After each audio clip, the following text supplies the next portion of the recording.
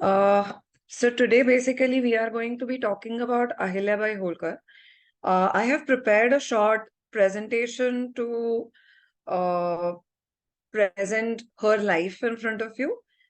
Yes, so all of us, we know Ahilyabai with one simple image of hers, like a white sari, white bindi, and the Shivalinga in her hands.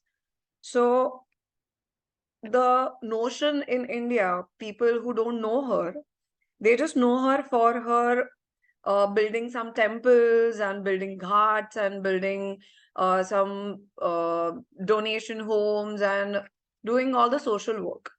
But Ahilyabai's life is not just about that. Everybody loves to hear stories, so I'm going to start my talk with a small story about Ahilyabai Holkar. So it was a holy afternoon at Maheshwar. Everybody was celebrating Holi. So we know in on the day of Holi, many people consume alcohol or bhang, and they are pretty much high on all those things.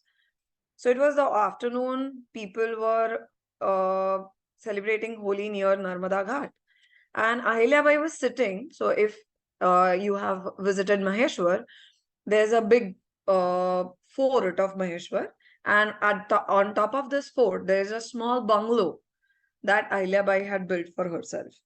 So she was sitting in the balcony and observing everything that's happening around her. Suddenly, what she observed was one person who was extremely drunk. He ran towards the tower of the fort and he started pushing the tower. Nobody understood what exactly he's doing. So many people around him came and asked him, "What exactly are you doing?" He said, "This tower is moving and our Matoshri is sitting in the balcony. If we don't stop this tower from falling, our Matoshri will fall." Without thinking, everybody around him started pushing that tower. Now, it's a small, funny story which happened 300 years ago. What exactly does this story tell us? Generally, when we have seen, like when the man or anybody is under the influence of any uh, substance, the person does not think or feel anything about anybody. But in that condition, also, those people were thinking about their Matoshri, about their Ahilyabai. So, what exactly she must have done for these people that when they're drunk, they're still thinking for the well being of their Matoshri?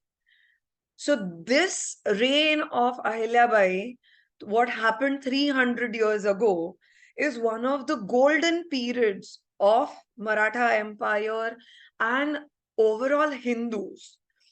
So, there are multiple aspects of Ahilyabai that we are going to unfold during this talk.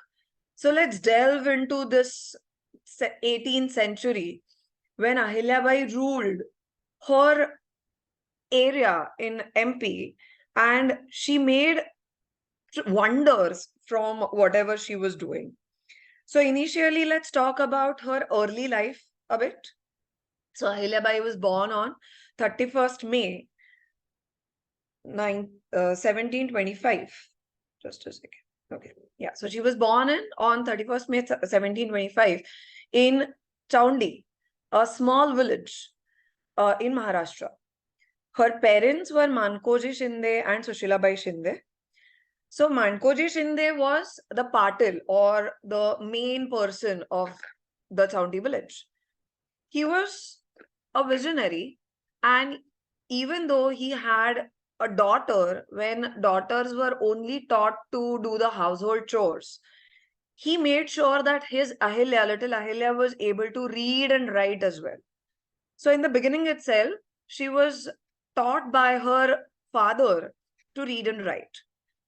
The experience or one incident that is told and which has a proof of it was one fine day in the morning when so Ahilyabai was a worshipper of Lord Shiva since the beginning.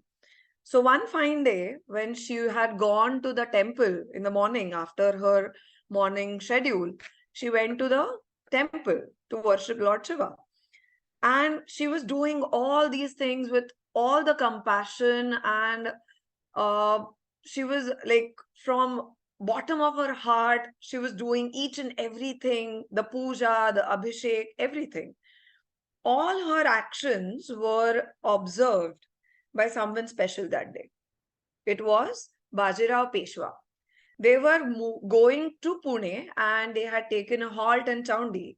So Bajirao Peshwa had entered the temple, and he was seeing this little girl doing everything in that temple. He was impressed by her actions. So he just went and he started talking to her. Initially, she was startled. She was merely 12 years old, small girl, and suddenly she saw Peshwa Bajirao in front of her, the most valorous warrior of Maratha Empire. But without any fear or anything, she started answering the questions that was asked by him.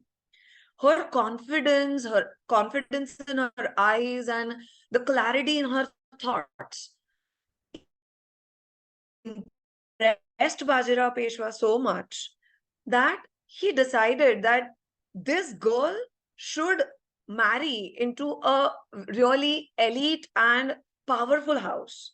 That time, Malhara Holkar was one of the leading uh, subedars of Bajirao Peshwa's army. So Malhara Holkar had a son whose name was Khanderao. He was looking for a bride for his son. So Bajirao Peshwa convinced Malhara that this girl I just met is an ideal bride for your entire household. She will definitely, she has that spark which will take your legacy ahead. So Bajirao Peshwa was, obviously Bajirao Peshwa and Malhara were very close to each other. So Malhara decided to take his advice, and they went and they spoke with Mankoji and Sushilabai about they took the proposal to them about Khanderao and Ahilyabai's wedding. Obviously, Mankoji and Sushilabai were extremely happy that they were going to, that their daughter is going in such an elite house. Their wedding happened at Shaniwar Wada, Pune, and Ahilyabai entered into the house of Holkars. So initially, Malhar did not consider her as his heir, like the legal heir, and he's going to give her his empire to her. He did not have anything like that in his head. What he wanted to do was he wanted to make his son able to take responsibilities of entire kingdom that he had. So basically, I'll tell you the background behind the Holkar's reign in Madhya Pradesh. So Madhya Pradesh, if we talk about, it is considered as one of the most important places for Maratha reign. So after Peshwa, after Shahu Maharaj sat on the throne, pretty much the overall control of all the wars and everything was with Peshwa. So Peshwa used to handle the entire side, this side for Maratha Empire. So MP was the place from where everything was accessible. They could control sorry, just a minute. Okay. Yeah, sorry. So they could control North, they could control Rajputana, they could control Delhi. So that by that time, Maratha Empire had increased its boundaries up to the north of India. So the MP was main place to take care of or keep an eye on all these places. So MP was divided into three, or it was given to three different sardars of Peshwa. It was given to Pawar, it was given to Scindia, and it was given to Holkar. So Indore and the area around Indore was given to Holkar. It came under their rule. So Ahilyabai, after her marriage, she went to Indore. So initially with Khanderao and Malharao, even Ahilyabai used to go on different battles. It was like that. So she used to accompany them. Whenever Malharao used to teach Khandera about different strategies in the battle or how they should plan the next battle, Khandera was not so interested in all those things, or he could not even grasp all these things properly. But Malharao noticed that Ahilyabai was different. She used to sit with them and she used to listen to everything that Malharao used to tell her. And she used to grasp all those things. She used to debate on certain things. She used to ask him questions, and she was very inquisitive about all those things. Malharao identified her talent and he decided to train her. For Ahilyabai, if we see the financial side or the house she had went to, she was extremely lucky that she entered into the Holkar house. But on certain things, she was extremely unlucky, especially regarding her husband. Her husband was not as capable and as valorous as his father, Malharao. He was kind of a spoiled brat. He was always behind. So he had many addictions of alcohol and drugs. He was mostly under the influence of drugs all the time. He did not show any valor on the battlefield. So Ahilyabai was, or nor did he ever give any happiness a wife deserves from her husband. So Ahilyabai decided that she is not going to focus on her married life more. Instead, she devoted herself to her in-laws. So Malharao, his wife Gautamabai, and I mean, he had three wives. The elder one was Gautamabai, then there was Banabai, there was Dwarkabai, and there was Harkubai. These were the four queens of this Malharao Holkar. Gautamabai and Malharao, throughout their lives, guided Ahilyabai in each and every aspect. Gautamabai, being mother-in-law, she never behaved like that with Ahilyabai. She treated her like her own daughter because she knew what was the problem with her son was. Even Malharao, knowing Ahilyabai's caliber, at the age of 15 itself, Malharao started giving her responsibilities of Holkar Daftar. And Ahilyabai was slowly getting trained under Malharao. There is one incident that is given in some books that once what happened, Ahilyabai was just 14, 15 years old and she had come to the Holkar house. When uh, she was interested in some jewelry and she was asking Gautama Bai to get some jewelry for her. When Malharao got to know about this, he got furious with Ahilyabai and he was like, "You are the daughter-in-law of Subedar Malharao Holkar. The entire responsibility of Holkar household and Holkar Daftar and Holkar reign is on your shoulders. Please do not treat yourself like a normal female who is behind all those jewelry and beautiful saris. You have a lot more to do for the people of Holkar reign.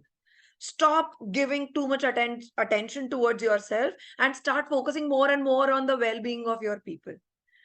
Ahilyabai was merely 14 years old. Just imagine girls around us who are 14, 15 years old, when their parents tell them they're not getting something, they get extremely anxious. They just cannot take no for an answer. Ahilyabai, at the age of 14 or 15, understood the gravity of what Malharao was telling her. And from that day itself, she decided that her entire life is for her house, her in-laws, and for her kingdom. Malharao used to go on battles when Ahilyabai, from the age of 15, used to handle all the administrative accounts of Holkars from Holkar Daftar. There is one more incident that I would like to tell, especially it uh, gives us the idea of her personality. We are talking about the time which is 300 years ago. At that time, women were not even allowed to talk to their husbands in public normally. At that time, so one day when Ahilyabai was sitting in Daftar handling all the operations with her employee Gangoba Tatya, Suddenly what happened? Her husband Khanderao came in. He was drunk and he just bashed inside. They were just startled to see what exactly is happening here. So Khanderao told her that he wanted more money because obviously to maintain the dancers and women around him for his addictions, lots and lots of money was needed. And he was like, give me more money. There was specific amount of money allotted for each and every member of Holkar family. Ahilyabai looked at all the account books. She checked them thoroughly, and she told Khanderao that, listen, the expenses that you're doing, they are the amount that is allotted to you is over. Now, if you want to do something, manage on your own. We are not going to provide you with any money anymore. Everybody in the daftar was startled. Even Malhar Rao could not tell Khanderao, his own son, that ever, because he was scared what will Khanderao do. But Ahilyabai, she was his wife. When wives were not allowed to speak in public with their husbands, she actually told her that he's not going to get the money for his addictions. Khanderao, obviously, he was the son of Subedar. He had huge ego, male ego. He took that account book and he threw it on the floor. Each and every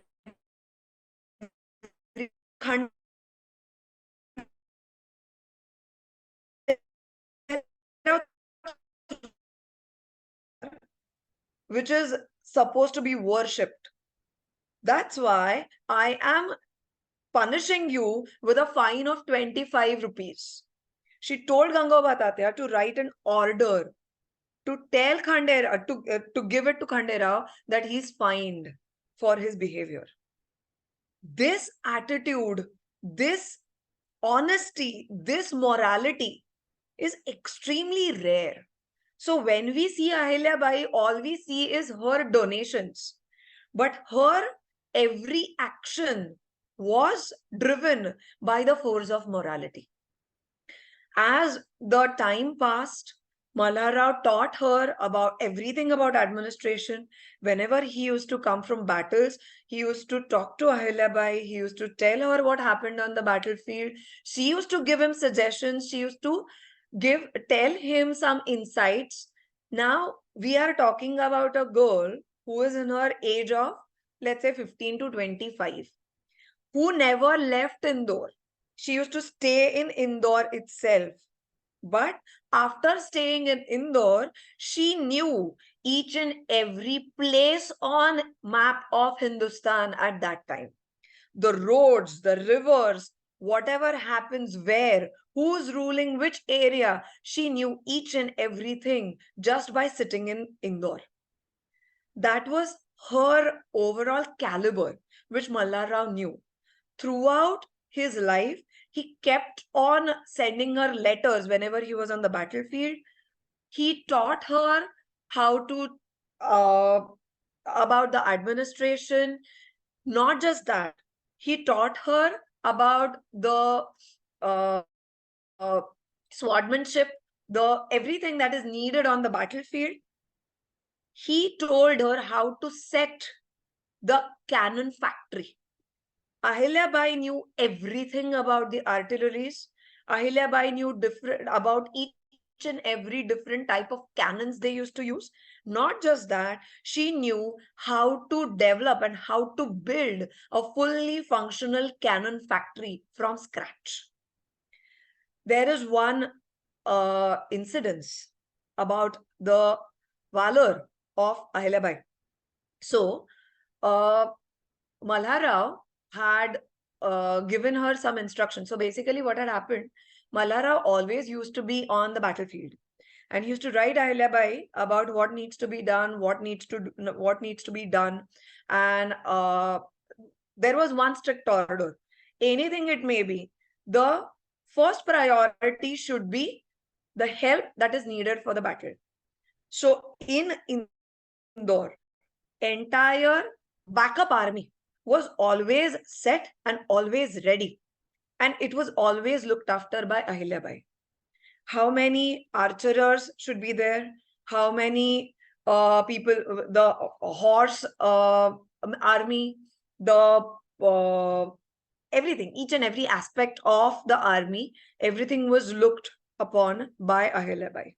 She knew how to play sword. She knew how to run the cannon factory. She knew everything about the administration. She knew everything about the judication. Her judication is one of the best qualities and one of the best things that she had. When she sat on the throne, many people, many rulers around Maheshwar and Indore used to come to her for the fair decision. Her judication was that amazing.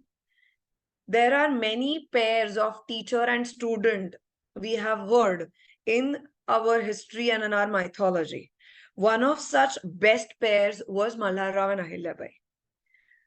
At the age of 30, when Ahilyabai was 30 years old, the first big blow to her was her husband's death. The overall incidents happened so is Malharrao and Khanderao were in Kumbher. So Kumbher is in Rajputana, so in Yamuna Basin basically. So it is the area of Rajputs. Now there was a reign of Madhav Singh and Ishwari Singh, Rajput, who were fighting for the throne, who would sit on the throne.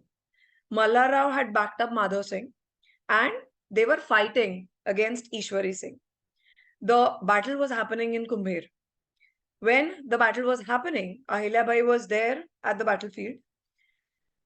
As usual, Khanderao was under the influence of drugs or alcohol. And under that influence, he went to the battlefield near the Holkar flag. And when he went there, Ishwar Singh Rajputs, there was no backup there. There were no soldiers. He was under the influence of drugs. And he took his horse and he went near the Holkar flag. The cannonball came and cannonball directly hit him. And on the spot, he died. Ahilyabai was just 30 years old that time.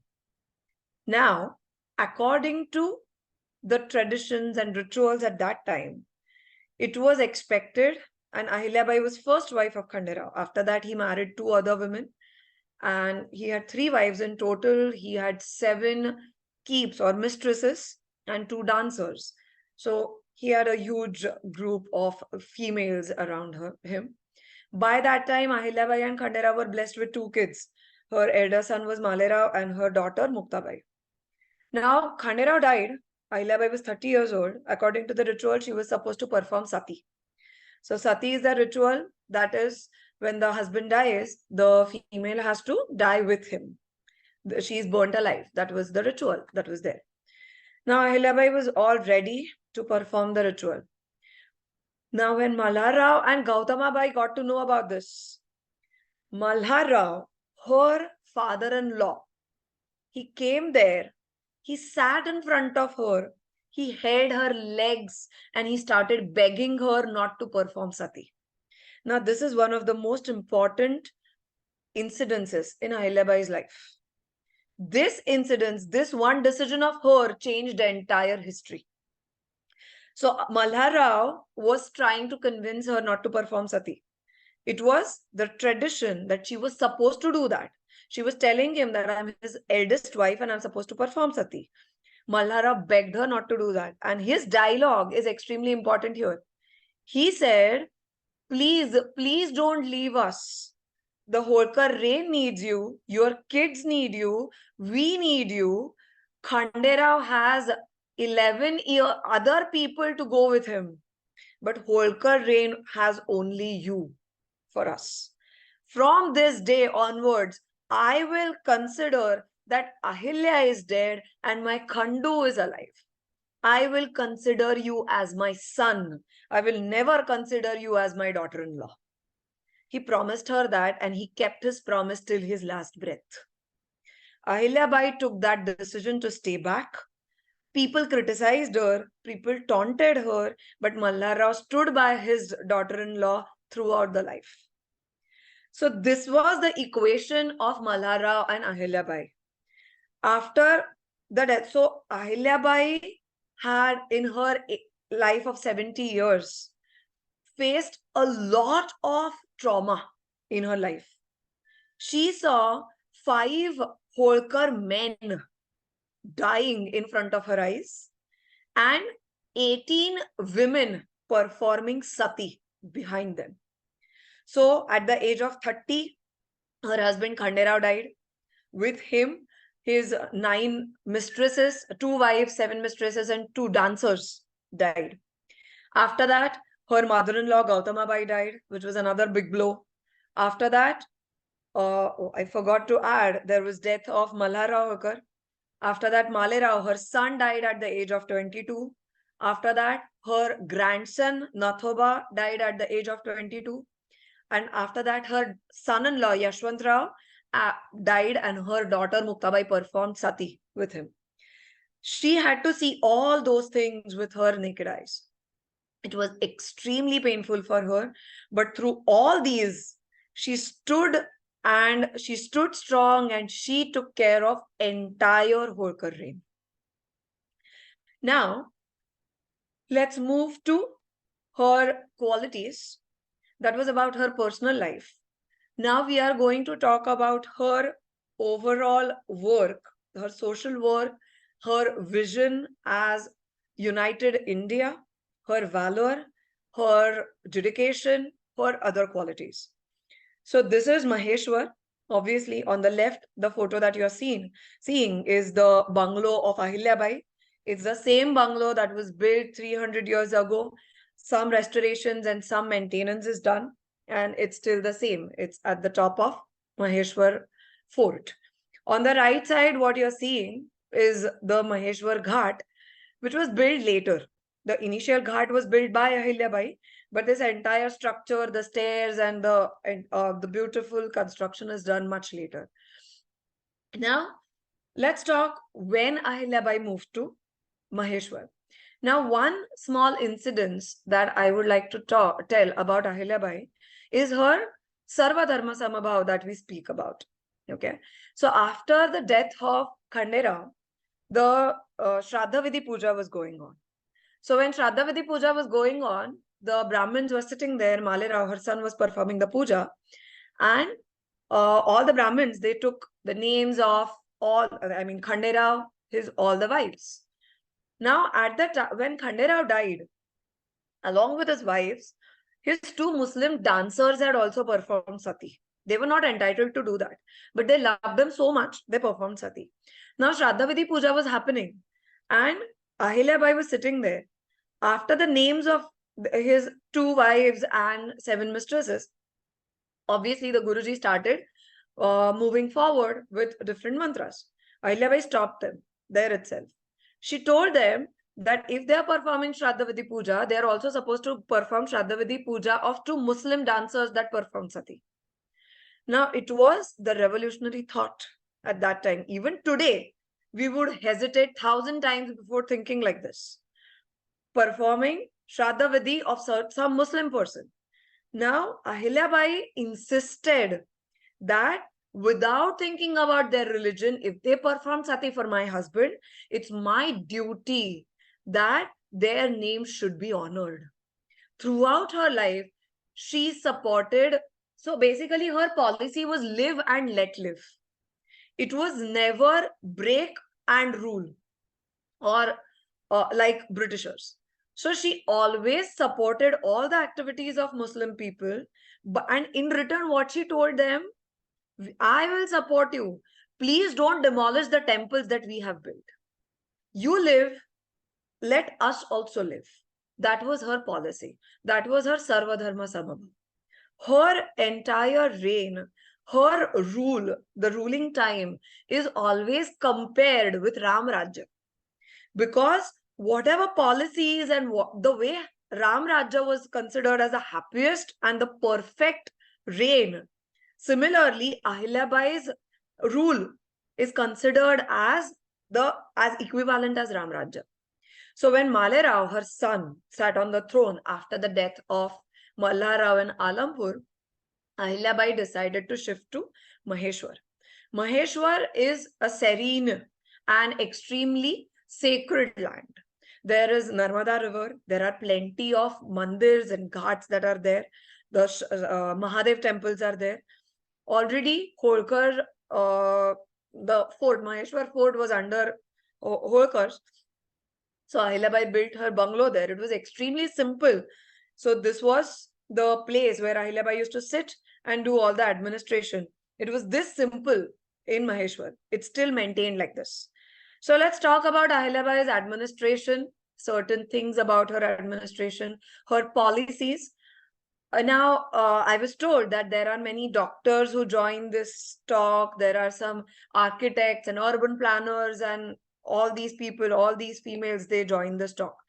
So now we are going to talk about Ahilyabai's aspects in all these fields when we are talking about her administration. So one by one, let's talk about all her qualities. So about the women empowerment, first talk about her women empowerment. So in the Ahilyabai's reign, there was a women army which was there. So Ahilyabai had an army of 50 women who were well trained to run the artillery, the sword play, ride horses, everything. She said that if women are also taught the self-defense, they will take the entire thing ahead. Then, in her overall rule, the women and orphan children were given the most importance, and maximum laws were made for these women. So all the widows, that time widows did not have liberty. If their husband died and they did not have a kid and they have a big property, then initially they did not have a right to adopt anybody they wanted. So Ahilyabai gave widows the right to adopt the child she wanted. She gave them the right to use their property the way they wanted. In fact, the Sorti Somnath temple, which is built, it is built from the money of one widow who wanted to give away her money to Ahilyabai. But Ahilyabai told her, don't do that. Instead, donate them for the restoration and renovation of Sorti Somnath temple, which was demolished by Mughals. Another aspect of Ahilyabai was people, the soldiers who used to die in the battle. Ahilyabai started the weaving. So she taught their wives, the widows, the weaving, the Maheshwari weaving, the saris and dhotis, Maheshwari silk, the handloom, Maheshwari handloom was developed by Ahilyabai for these women. And for them, Ahilyabai called many experts from all over the India, and they taught these women how to weave all these things. The handloom is still going on. Then let's talk about the Ahilyabai's valor. So Ahilyabai was in Gwalior under the instructions of Malhara. She was setting the cannon factory at near Gwalior. So Bhanpura, in Bhanpura. Gohad was the area of Rajput. And she knew, Jat area it was, she knew that Malhara wanted to win this Jat area since a long time. And it is after Panipat, when Maratha had fall, it was a big fall of Maratha in Panipat from Abdali. So after that, she knew that Malhara wanted to win this Gohad area. So she single-handedly, with the cannon factory, she won, she conquered the fort of Gohad. That was her valor. That was her first single-handed victory. The second one is Raghova Dada, which was the brother of Nanasaheb Peshwa. After the death of Nanasaheb Peshwa, he wanted to sit on the Peshwa throne. But of course, after the death of Nanasaheb, his son Madhavrao sat on the throne. So he wanted to get that, he wanted to acquire all of that. At the same time, what had happened was Ahilyabai's son Malera had died. So he thought that Holkar reign is orphan now. What a woman can do. He underestimated Ahilyabai completely. And what happened? He took the, and it was a conspiracy from the Gangadhar Panta of Ahilyabai's Daftar. He conspired against Ahilyabai and he met Raghova Dada and he told her that let's win Maheshwar, let's win Indore, and let's take the Holkar reign, that time, Holkars were one of the richest families in India. They used to loan money to Peshwa also. They were that wealthy. So Raghava Dada wanted to conquer Maheshwar. He wanted to sit on Holkar throne, and he wanted Ahilyabai to adopt him as his son, so that entire Holkar reign will be his. So he was standing on the bank of Ravi Nadi, and he was like, he had 50,000 army with him. Ahilyabai had a news of this conspiracy beforehand. She wrote letters to all the Sardars around, and she told them that she wanted his support. That time, her Senapati, Tukoji Holkar, who was the next Subedar after Malerao, her son's death, he was in North. She wrote him a letter also, and she told him to bring entire army to Maheshwar. Every Sardar around her, all the rulers around her, promised her to support against Raghava Dada. And she gathered the army of 60,000. She wrote Raghava Dada a letter. That letter is extremely important. What she wrote in that letter, she said that I am a female. I have army of females. If you decide to go on a war against me, I myself will ride the horse, and I will participate in this war. And I will make sure that I will fight like a lioness. If in this war I lose, if I lose, then people will say, okay, she was a female, she fought like a warrior. But if you lose, people will say he was a man and he was defeated in the hands of a woman. You decide what you want to do. Raghava Dada caved. He wrote a letter to her that I'm sorry, I have no intentions of fighting against you. I just wanted to convey you my condolences about your son's death. I told her, if you want to come and meet me, come with 10 to 50 trustworthy people of yours, meet me and go back. If even a single person more than 50 enters with you, be ready for the war. Raghava Dada just came, met her, gave her his condolences, and went back. She was that valorous.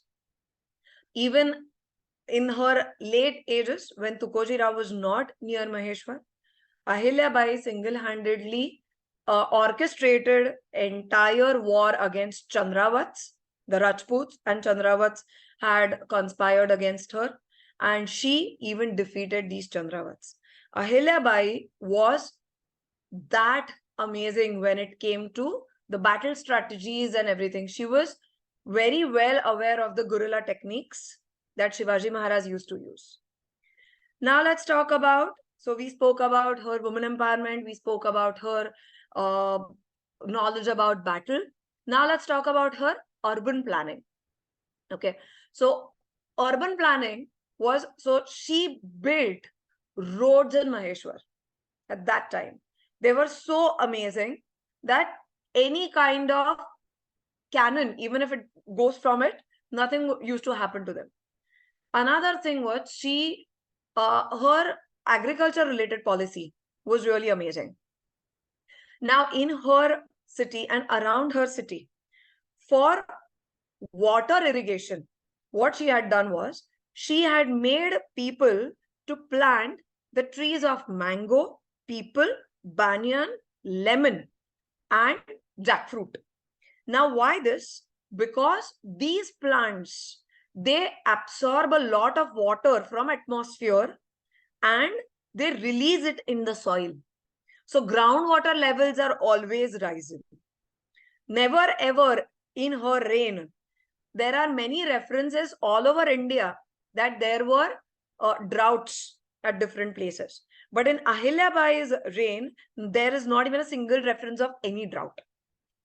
Now, about her agriculture policy, Ahilyabai had reserved some farms just for birds and animals. The major problem with agriculture these days is that birds eat the grains, the deers eat the grains, and so there is a major loss that the farmer faces. Ahilyabai kept these farms reserved for birds so that if they have enough to eat, they will never go and eat in anybody else's farms.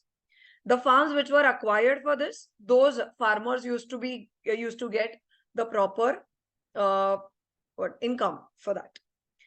In her kingdom, cutting trees was not allowed.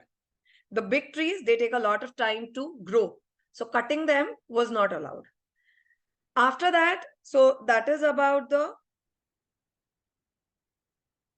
her policy about the farming.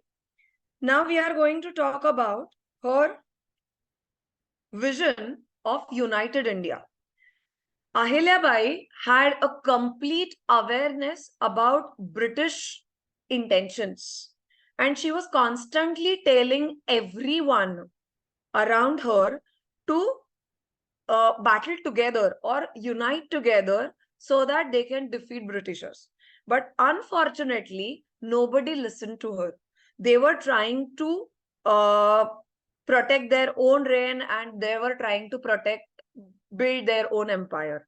So unfortunately, Britishers started ruling us. Ahilyabai's vision was not much of a use for India overall.